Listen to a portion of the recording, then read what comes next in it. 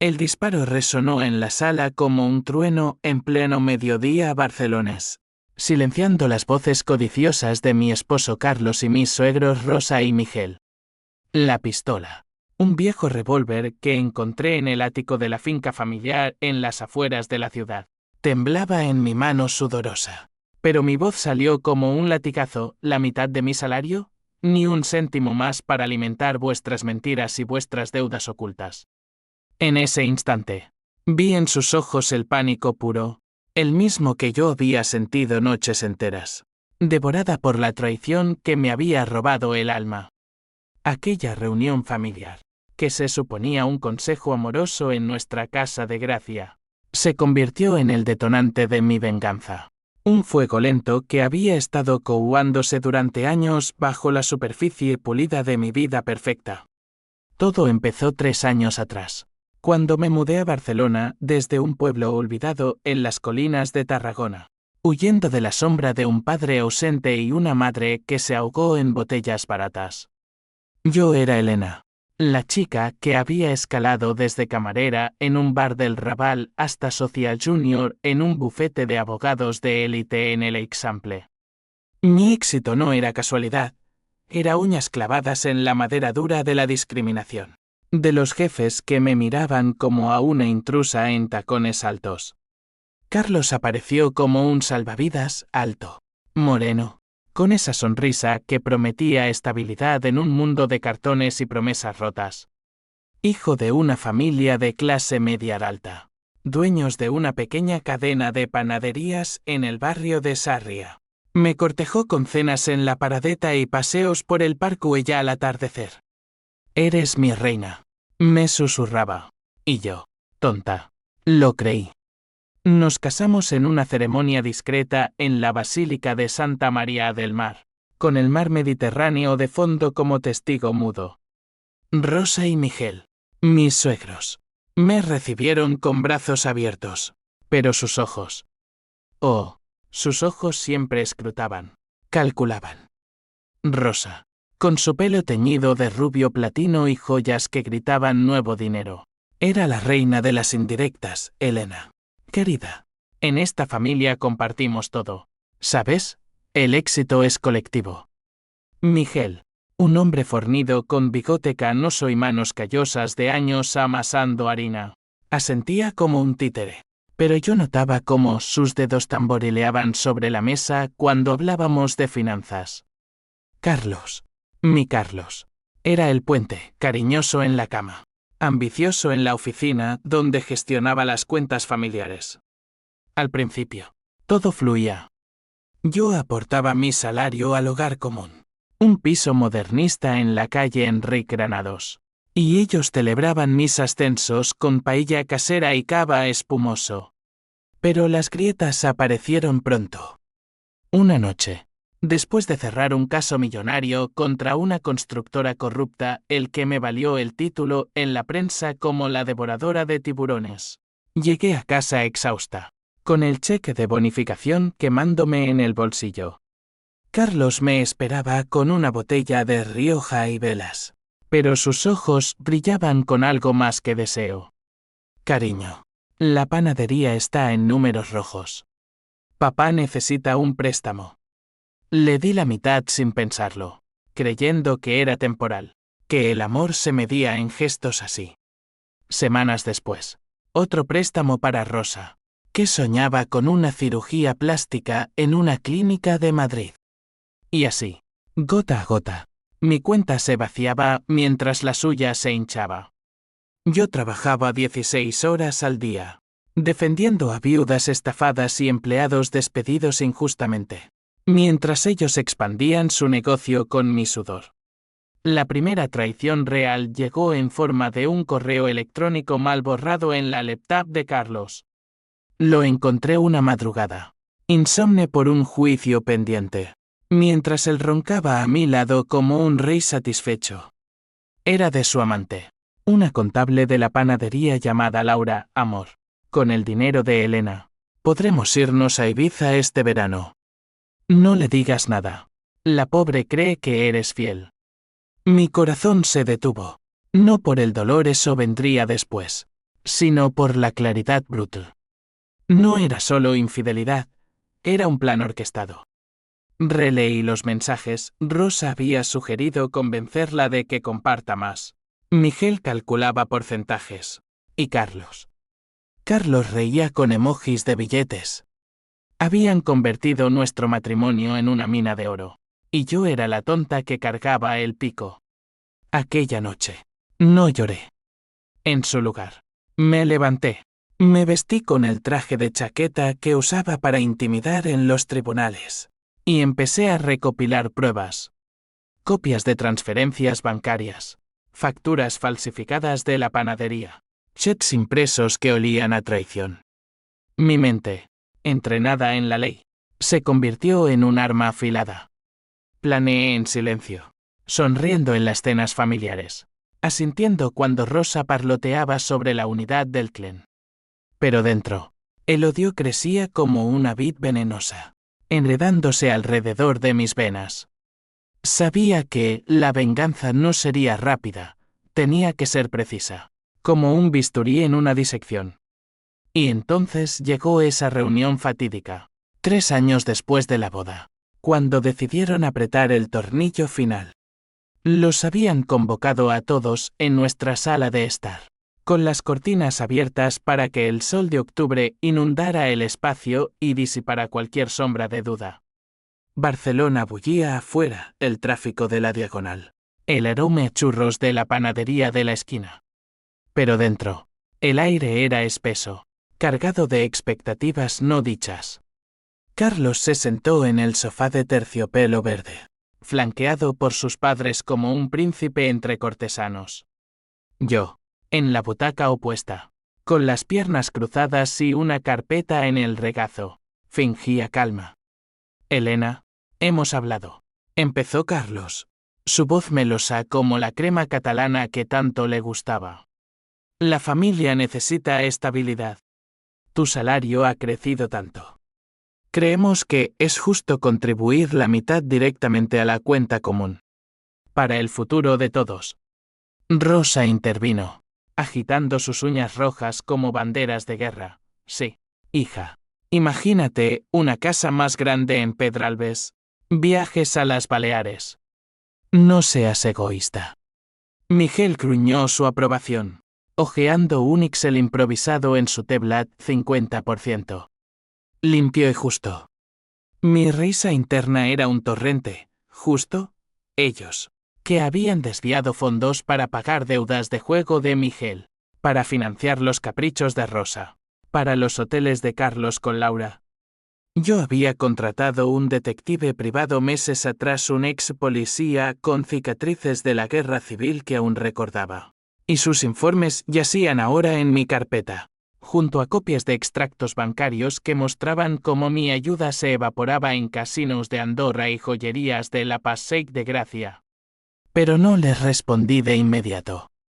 En cambio, saqué el revólver del cajón de la mesita auxiliar, un relicto de mi abuelo que usaba para cazar conejos en las sierras. El metal frío contra mi palma me ancló a la realidad. Apunté al techo y disparé. El estruendo fue ensordecedor. Yeso cayó como nieve sucia sobre la alfombra persa. Carlos se tiró al suelo, gritando: «¡Estás loca!». Rosa se cubrió la cara con las manos, sollozando histéricamente. Y Miguel se quedó petrificado, su bigote temblando.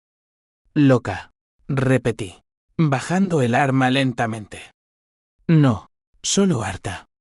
Harta de vuestras caras de cordero degollado mientras me chupáis la sangre como vampiros del Eixample». El silencio que siguió fue mi victoria inicial. Sus rostros, pálidos bajo el maquillaje de Rosa, reflejaban el espejo de mi propia devastación pasada. Recordé la noche en que descubrí lo de Laura.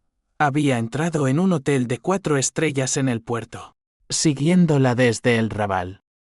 Los vi salir del ascensor, riendo, con las manos entrelazadas.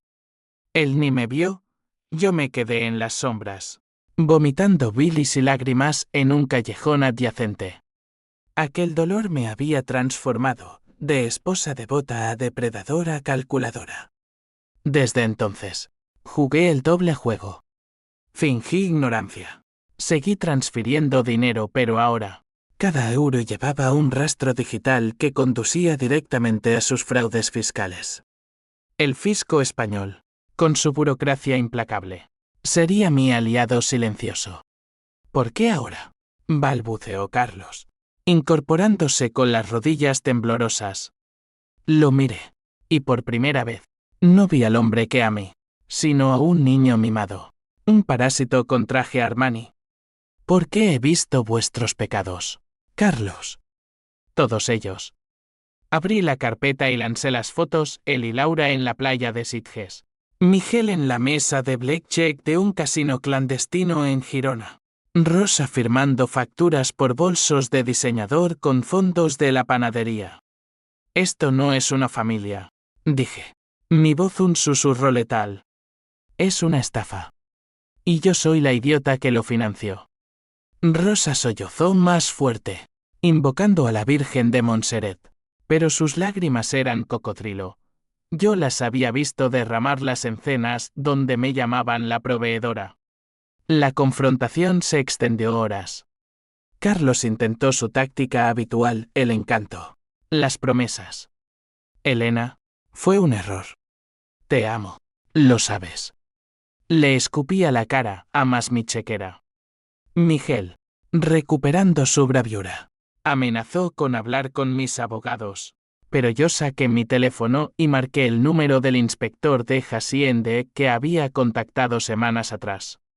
Adelante, le dije al altavoz. Cuénteles sobre las deducciones ficticias en las panaderías. El inspector, un hombre seco como el Mistral, recitó cargos: evasión fiscal por 200.000 euros, blanqueo menor, malversación. Sus voces se entrecortaron, el pánico era palpable. Un hedor a sudor y miedo que impregnaba la sala. Pero no paré ahí. Mi venganza era multifaceta, como un diamante tallado en odio. Esa misma tarde, mientras ellos se lamían las heridas en su piso de Sarria, yo los eché de casa con una orden temporal de alejamiento que preparé en 15 minutos. Visité a Laura.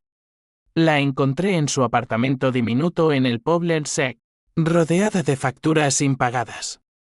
No le grité, en cambio. Le mostré los mensajes, las fotos, y le ofrecí un trato: únete a mí, o cae con ellos. Sus ojos, grandes y asustados, se llenaron de lágrimas genuinas. No sabía. Él dijo que era divorciado. La abracé entonces, no por compasión, sino por estrategia. Laura sería mi testigo. Mi caballo de Troya en el corazón de su imperio. Noches después, sola en el piso vacío, el eco del disparo aún resonaba en mis oídos. El odio me mantenía despierta, pero también el vacío. ¿Valía la pena destruirlos si me destruía a mí misma? Miraba el techo agujereado, un recordatorio de mi límite, y juraba que sí. La justicia no era ciega, era yo, con los ojos abiertos de par en par, lista para el siguiente movimiento. Barcelona dormía bajo un cielo estrellado, ajena a la tormenta que se avecinaba en mi alma.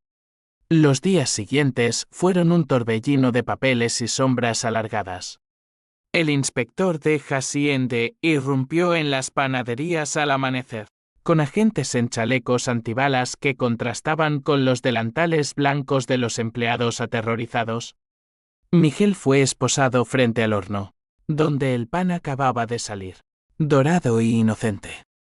Rosa, alertada por un vecino chismoso, llegó corriendo en su BMW, gritando improperios que harían sonrojar a un taxista del Raval.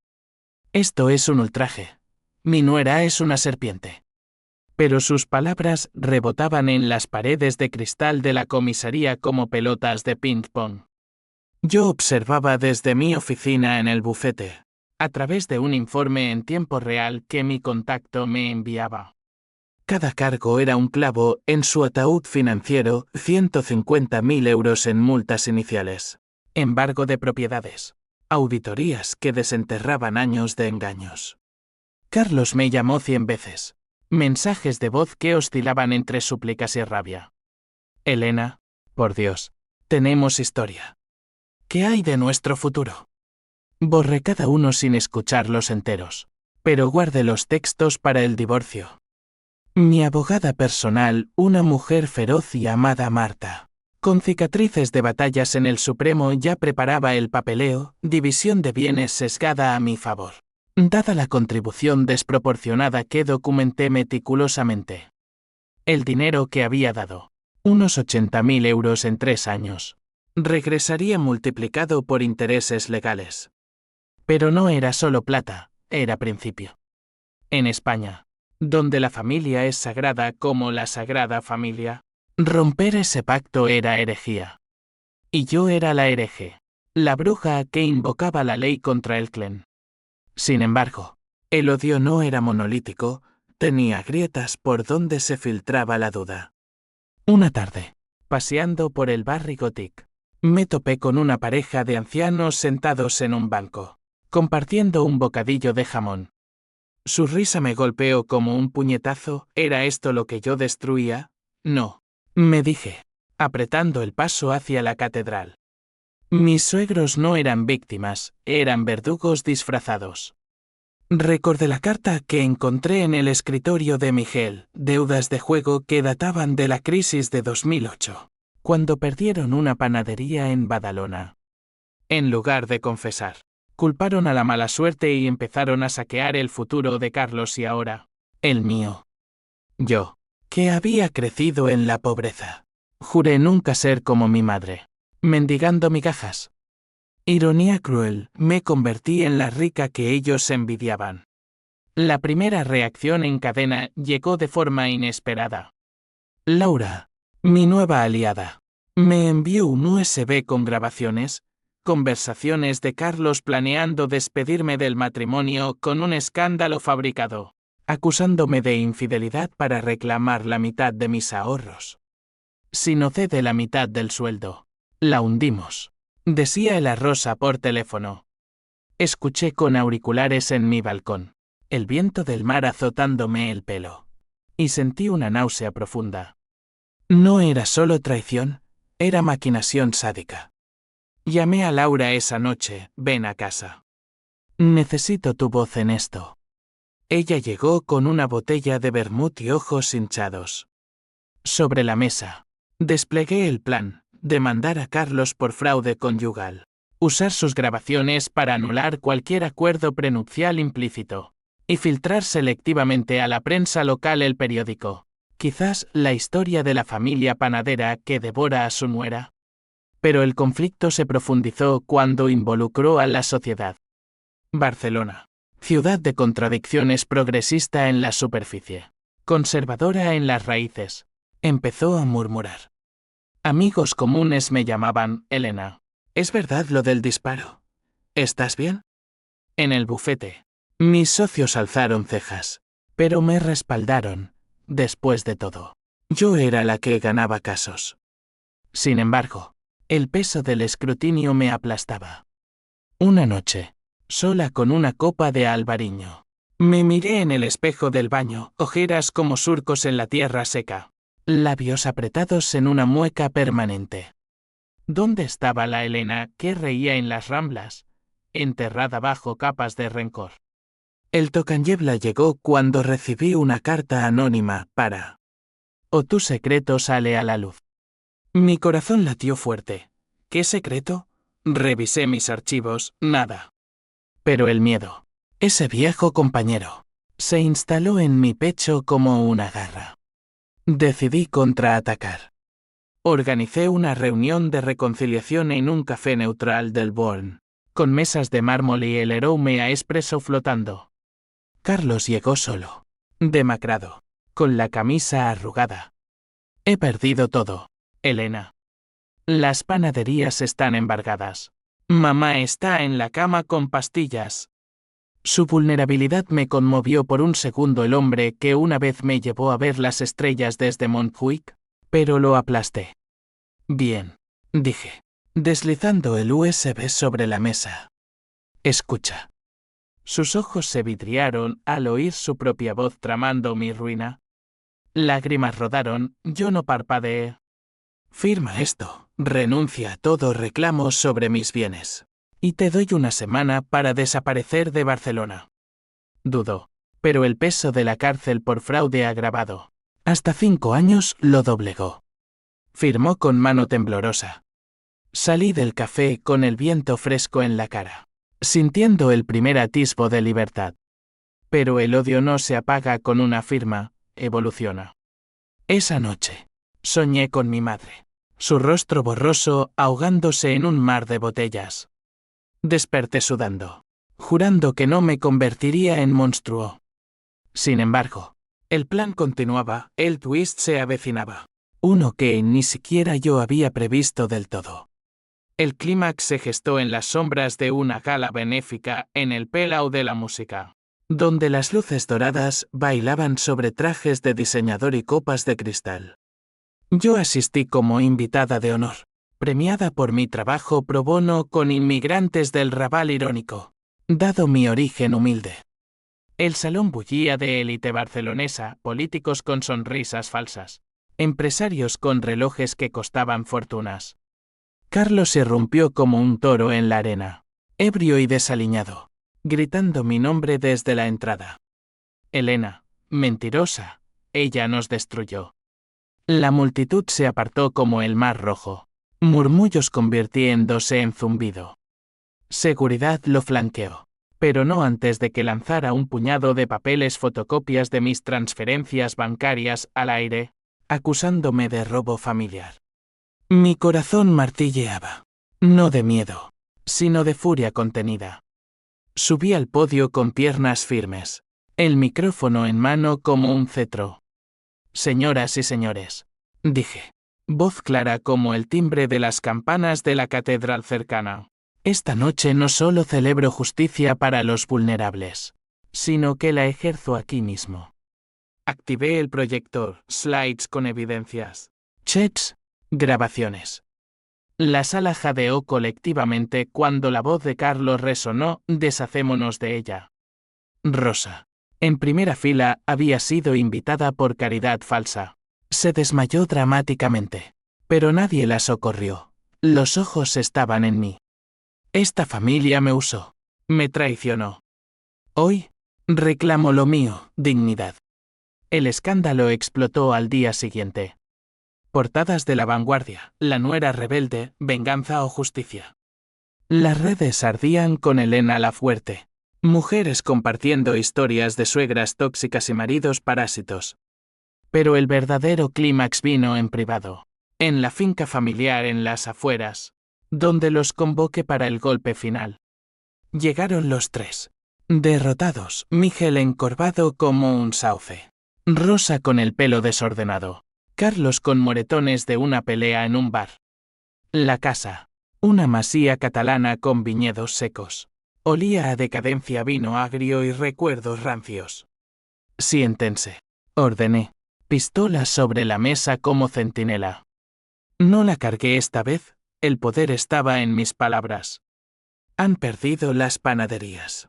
Las deudas los ahogan. Y Carlos. Tú estás solo. Él levantó la vista. Ojos rojos, por favor. Elena. Fui débil. Le mostré una foto en mi teléfono, Laura. Embarazada. En una ecografía que me envió esa mañana.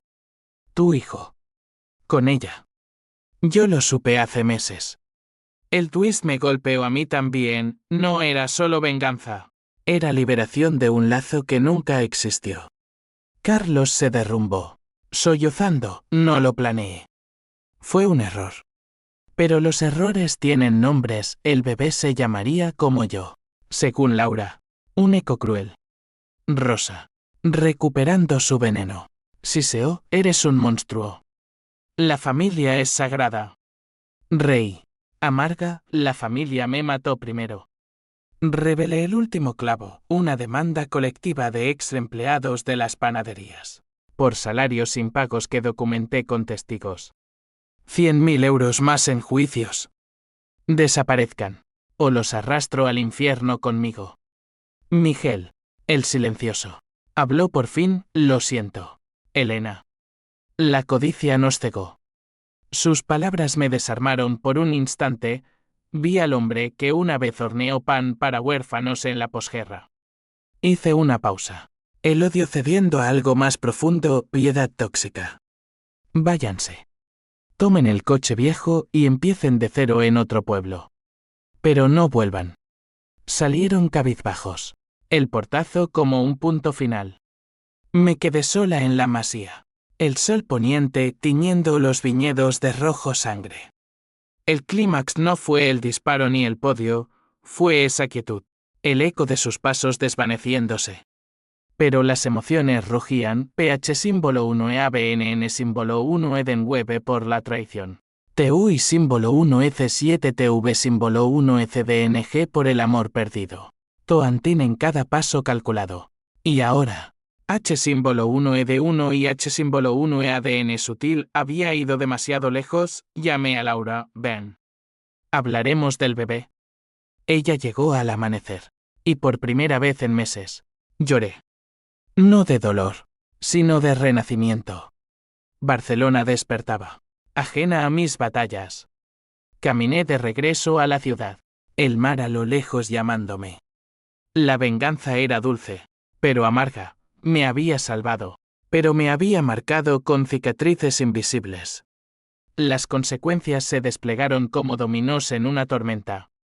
Haciende embargó la masía una semana después, dejando a mis ex-suegros en un piso alquilado en Hospitalet, un barrio obrero donde el orgullo de Sarria se disolvía como azúcar en lluvia. Miguel encontró trabajo como panadero en una cadena Impersonal, sus manos expertas amasando para extraños. Rosa, despojada de sus joyas ponden empeños discretos. Vendía cosméticos puerta a puerta, su voz chillona ahora un eco de súplicas. Carlos desapareció por días, reapareciendo en una clínica de desintoxicación en las afueras, adicto al juego que heredó de su padre, un secreto que yo había desenterrado en los informes del detective.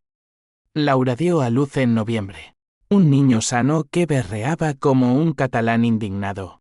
Y yo pagué las facturas médicas, no por bondad, sino por un hilo de humanidad que se negaba a romperse.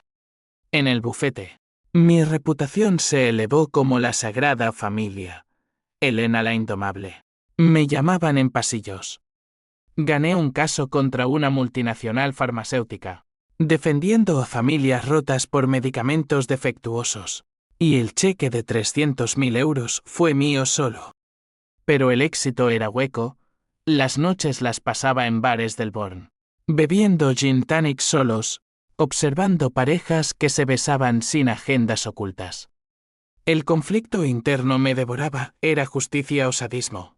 Mis amigas, las pocas que quedaron, me decían, te mereces paz, Elena. Paz. La palabra sonaba como un lujo extranjero. La reacción en cadena tocó lo inesperado, mi propia familia, esa sombra de Tarragona. Mi hermano menor, un mecánico con deudas eternas, me escribió, hermana, ¿es verdad lo de la tele? ¿Me das algo? Rechacé, pero el rechazo dolió como un boomerang. En una visita impulsiva al pueblo, encontré a mi madre en la misma casa decrépita, rodeada de botellas vacías. Hija, ¿por qué no llamas? Nos abrazamos, y por primera vez, le conté todo, la traición, el disparo, el vacío. Ella lloró, no por mí, sino por ella misma. Yo también fui traicionada, por tu padre. Aquel lazo, frágil como hilo de araña, se tensó. Regresé a Barcelona con una promesa, terapia, no venganza eterna. Pero el destino, caprichoso como el viento de levante, trajo un nuevo giro. Una mañana, en mi buzón, una carta de Carlos, necesito verte. Es sobre tu padre. Mi padre, el fantasma que abandonó cuando yo tenía 5 años, rumbo a mejor vida en Francia. Corazón acelerado, lo cité en un parque neutral, el laberinto Horta, con sus setos laberínticos como metáfora de mi vida. Llegó pálido, con documentos amarillentos, certificados de nacimiento, testamentos falsos. Elena. Miguel no es mi padre biológico. Tu padre. Él era el socio de Miguel en las panaderías originales. Murió en un accidente en 1995, cuando intentaba reclamar su parte. Miguel lo empujó por las escaleras de la masía. Y yo. Lo supe siempre. El mundo se inclinó. El twist no era mío, era suyo. Un veneno heredado. Mi padre, asesinado por codicia. Y Carlos, cómplice desde la cuna. Lágrimas calientes rodaron, no de tristeza, sino de rabia cósmica. ¿Por qué ahora? Sí sé. Porque en la ruina vi la verdad. Ayúdame a testificar contra él. Redención. Dudé. El odio chocando con la justicia ciega que siempre defendí. Llamé a Marta, prepara cargos por homicidio. La policía allanó la casa de Miguel esa tarde. Él, arrestado. Balbuceó negaciones hasta que las pruebas forenses, un informe antiguo que Carlos había guardado, lo hundieron. El juicio fue un circo mediático en los juzgados de Barcelona. Yo testifiqué. Voz firme, no por venganza, sino por verdad. Miguel, encadenado, me miró con ojos de rata acorralada. Rosa colapsó en la galería. Carlos, ahora testigo en mi lado, evitó su mirada. Veredicto, 30 años por homicidio involuntario agravado. Salí del tribunal bajo un sol implacable. El flash de cámaras cegándome. Victoria. ¿Pero a qué costo? Meses después, Barcelona me parecía una ciudad renovada, las ramblas más vibrantes, el mar más azul. Vendí el piso de Enrique Granados y compré un ático en el Fórum, con vistas al horizonte infinito. Laura y el bebé al que llamé Adrián, por mi abuelo, se mudaron cerca. Yo era la tía honoraria, no la madrastra. Carlos se fue a Valencia, reconstruyendo en terapia, enviando postales esporádicas que ignoraba. Rosa, sola en un asilo modesto, me escribió una vez, perdóname. La carta yació en la basura, el perdón no era mío para dar. Las emociones se asentaron en capas, la PH símbolo 1 ABNN símbolo 1 Edenweb se convirtió en cicatriz. El TUI símbolo 1 EC7 TV símbolo 1 ECDNG en resiliencia. La TOANTIN en sabiduría. El H símbolo 1 ED1 y H símbolo 1 EADN en lección. Encontré un nuevo amor en un cliente, un escritor de novelas negras que entendía las sombras del alma. Cenamos en la boquería, riendo de traiciones pasadas como anécdotas lejanas. Pero el núcleo permanecía, yo era Elena, forjada en fuego, unbreakable. Un atardecer, caminé por la playa de la Barceloneta, pies en la arena húmeda. El disparo era un recuerdo lejano, pero su eco me impulsaba. La venganza no era fin, era puente a la libertad. Miré al horizonte, donde el sol se hundía en el Mediterráneo, y susurré, lo pagaron. Y yo. Renací. Fin. En las calles de Barcelona, donde el pasado susurra en cada piedra, supe que algunas deudas se pagan con sangre, otras con silencio eterno. Pero la mía, al fin, estaba saldada.